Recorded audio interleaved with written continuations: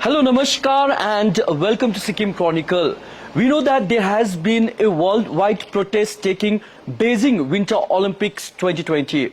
The members of the Tibetan community all across the world have come together to boycott Beijing Olympic 2020 in regard to the protest of human rights violation taking place in China. In Sikkim too, recently we have witnessed this campaign of boycott Beijing Olympics, especially taken up by the Tibetan community members of Sikkim. Well, in this edition, joining with me is none other than the Member of Parliament of Tibetan Government in exile, Youdon Aukatsang, who in fact is serving as the MP for the 4th term. We'll have a conversation, a very deep conversation, understanding the larger issues and perspective of Tibetan movement, as well as boycotting Beijing Winter Olympics 2020. Hello, ma'am, and we welcome you to Sikkim Chronicle. Jashi Delek, and Happy New Year to all the viewers of Sikkim Chronicle and to you, Nirmal. Thank you so much, ma'am. Let me start with the news which is trending right now. Hashtag boycott Beijing Olympics 2020. This is a movement taken up by the Tibetan community members. Why boycott? Nirmal, we Tibetans have been in exile for the past 62 years. We had to be in exile because our parents and their generation had to flee Tibet. Right. Because China had illegally occupied Tibet, and people faced a lot of imprisonment, torture, death. You know, so for the past 62 years, we have been campaigning against China. And Beijing Olympics is a big opportunity where China is showcasing its prestige, its economic power, economic might, and this is really the right time when we all stand up against injustice, repression, torture that China is, you know, kind of cracking down on people, not just for Tibetans, but also in Xinjiang, in Hong Kong, in Taiwan, and the way China is having this aggressive stance around the world. Even in India, you know, India has faced many border skirmishes with China. So the world must rise up. I'm very glad that countries like the United States, UK, Canada, Australia, you know, they have risen up and they have actually issued diplomatic boycott. And there are athletes like Ennis Cantor who stood up, you know, for the Boston Celtics. And then there are also, recently I heard that the Women's Tennis Association is also boycotting as a mark of protest against Peng Shui's disappearance, you know. So all these things add up, and people must get up against the Chinese injustice and kind of lend their voice in support of those who are repressed by China. It's very important, very crucial. So what can India do? Well, India, I think for once must issue diplomatic boycott. If the athletes cannot be kind of taken away from the sports, at least the government must do a diplomatic boycott, I think. And as many people as possible must really voice their concern, because this is a big event for China where they are showing that, you know, their credibility as the global power. I think it's a very good opportunity. We must do that. So the Tibetan government in exile has been working for the welfare of its Tibetan people, especially in India. Let me bring this discussion on the point that sports is something which connects, right? Yeah. And through sports also the message of Tibetan movement can be propagated. It can be like, you know, it can act as a, like, you know, a vocal. That's right. But why Tibetan government in exile does not have sports ministry? What I mean, like, you know, the India government has, right? We haven't seen much of a Tibetan sports person, I mean, like, you know, coming up. I mean, why Tibetan government does not nurture its sports person so that message of Tibetan movement can be given more larger in a perspective? Oh, Nirmal, you've raised a very important point. I think it's very crucial that we do have a sports division. You're right, we do not have a youth division under the ministry, you know, any ministry as such at the moment. But you must also realize that we are an exile government, you know. Under home, at the moment what we have is we have a Tibetan National Football Association, which used to be kind of autonomous before. Now it is under the Department of Home. But we don't have, like you said, we don't have a youth division. I think it's very important to have a youth division under which we can have the sports, kind of youth and sports can go together. I think it's very important. And I take your point. I think you're right. And you have a culture division. Do you think the government in exile is doing much for the artists who in fact can take up the message worldwide? I think everywhere there are rooms for improvement, but yes, we have quite a vibrant Tibetan Department of Religion and Culture, under which we have Tibetan Institute of Performing Arts. Yes. And they go everywhere in the world promoting Tibetan opera, Tibetan dance, Tibetan songs. That is there, but I think they can still do more. And besides that Tibetan Institute of Performing Arts, we can also promote individual artists and individual painters, writers, filmmakers. Those can be done, which I think we can look into. Yeah, because most of the individual Tibetan artists have made it on their own. Right. So what we see is a somewhat of lack of support from the Tibetan government in exile. Can we expect in future such support and encouragement? I think there are steps being taken, and I'm sure you can expect that the government, Central Tibetan administration, will do more about it. Yes. Yeah. So, we just wanted to understand, briefly about the Tibetan government in exile. I mean, how it functions, and how democratic is the government? Oh, that's a very good question. And also, I recently did a report on strengthening Tibetan democracy in exile, and actually looking at reforming the Tibetan parliamentary system. We have, I must say, relatively a very democratic setup. Thanks to the vision of His Holiness the Dalai Lama, who I think straight after coming into exile, he had this vision to introduce modern democracy, So 1959, our exile government was set up. And in 1960, we had our first election. Right. And representatives, Tibetan parliamentarians were elected directly by the people. And gradually, we've taken steps towards democracy. In 1991, in between that, we also had a future constitution for future Tibet, And then gradually in 1991, we did a Tibetan charter. We adopted the parliament, that was the 11th parliament. We adopted a Tibetan charter in exile. And based on that, we already have 3 pillars of democracy. We have legislative, executive, and judiciary. Legislative is the Tibetan parliament. Executive, we call it Kashag in Tibetan, and it's headed by the Sikkim, who is now directly elected.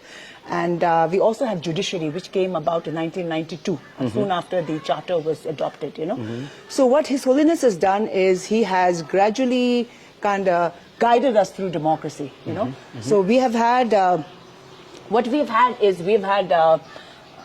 His Holiness semi-retiring in 2001.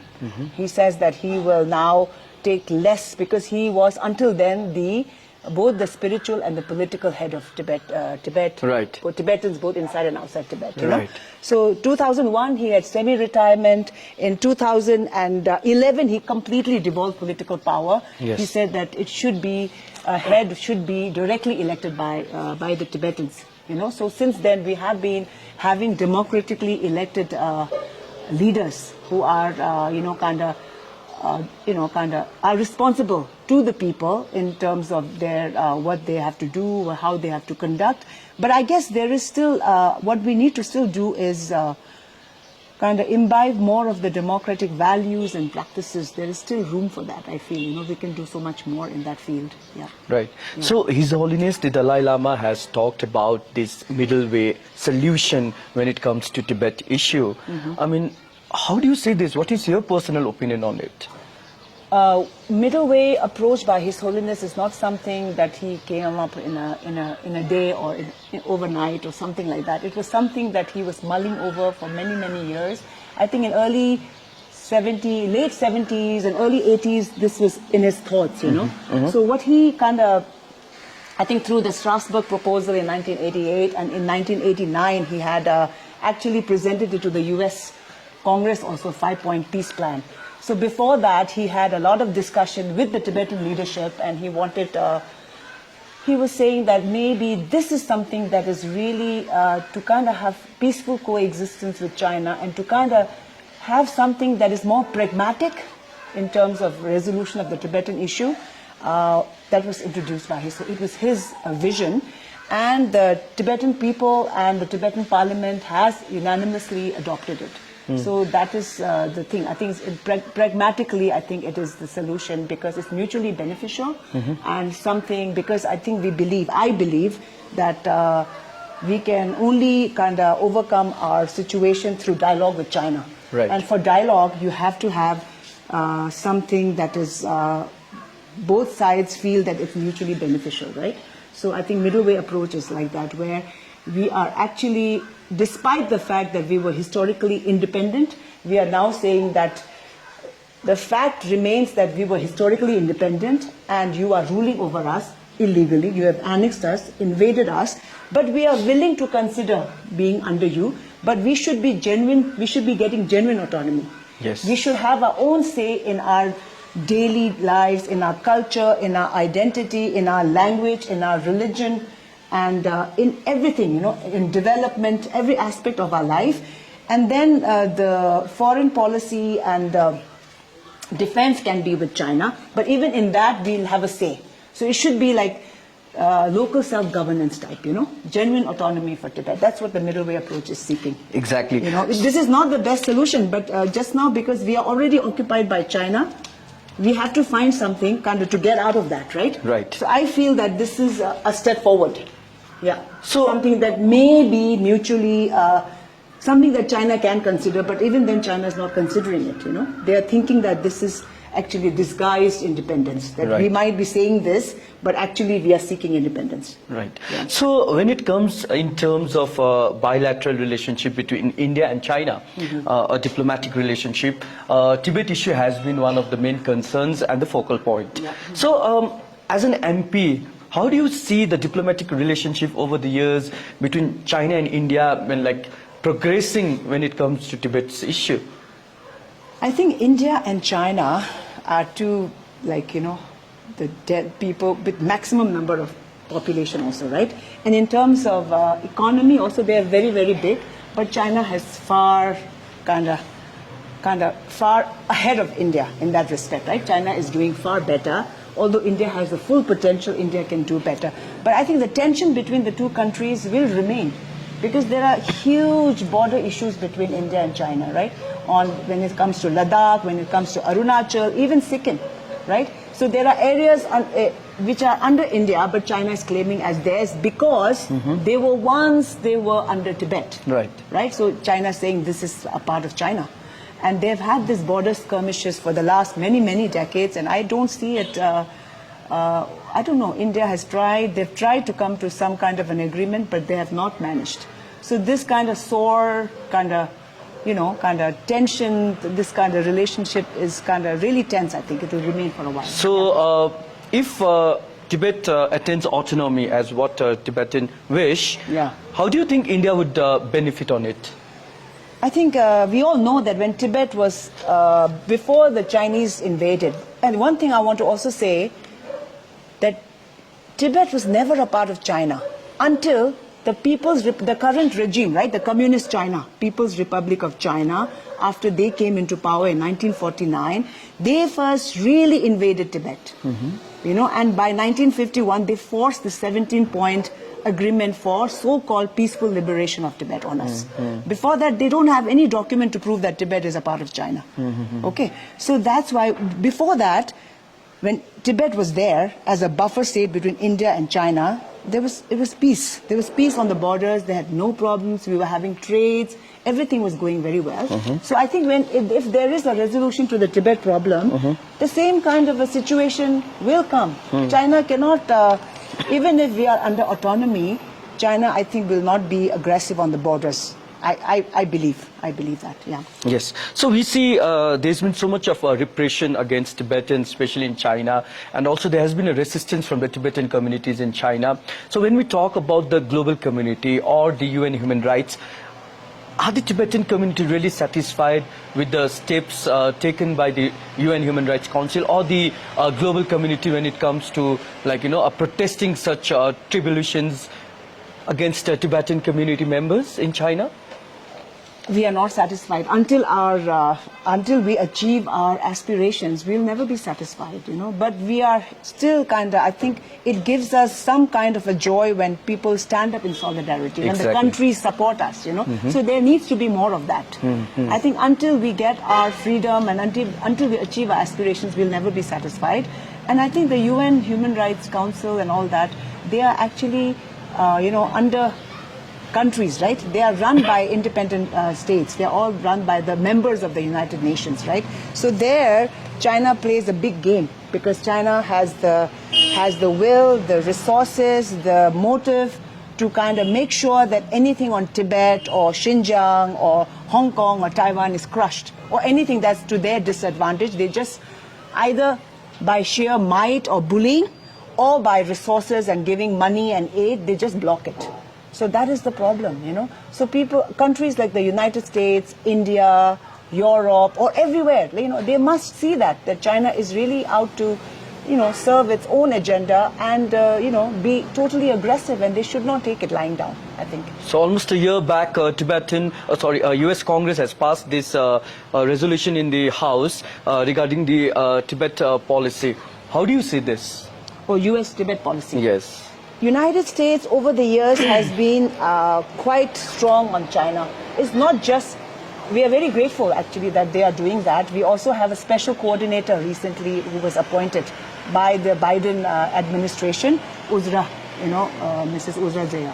So I think this is to show that US is also trying to contain China, because they must, because China is trying to kind of flex their muscles, and even I think they're trying to, you know, have their own narration of their kind of how important is Chinese kind of principles, their values, their way of life, and how democracy, they're using democracy to their own purpose, I think, to serve their own agenda. And that is kind of a dangerous, you know, kind of scenario when China is using the democratic countries to serve its own agendas, you know. They are taking all the benefits and all the values of democracy in those countries to push their agendas, while in their own country they will not allow any, you know, kind of freedoms.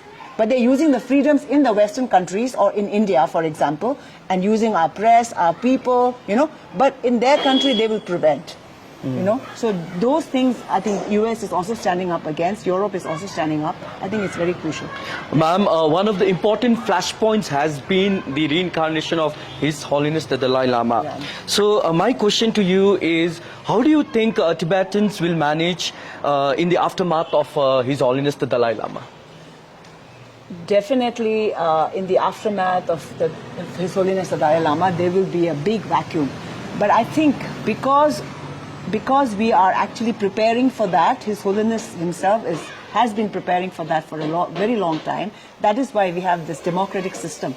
I think that's why he said that he is semi-retired, now fully devolved his political powers, to ensure that the Tibetans are able to embrace this democratic setup where we have elected leadership, active participation, and people who are willing to kind of be in the movement, you know, be actively involved. I think as long as that is there, I'm quite sure that we will be sustained. So I think I'm quite hopeful. All right. Okay. So what is your message to the entire Tibetan members community and non-Tibetan members community in terms of China Olympics? Yeah, I would really request everyone to stand up against China. And this is a very good opportunity. The boycott Beijing campaign, I think, is very crucial, because for China, this is really an event of prestige, and they want to showcase their economic might. And so I think that is when we have to all get up and stand up and show our support against the injustice that China has been kind of unleashing on Tibetans, on Xinjiang, on Hong Kongers, on Taiwanese, and also against many countries who are facing China's bullying. You know, I think we must all stand up, and this is the right time, I think. Yeah. Thank you so much for speaking with us and taking us to length and breadth in understanding the core issue of Tibetan movement. Thank you so much, ma'am. Most welcome.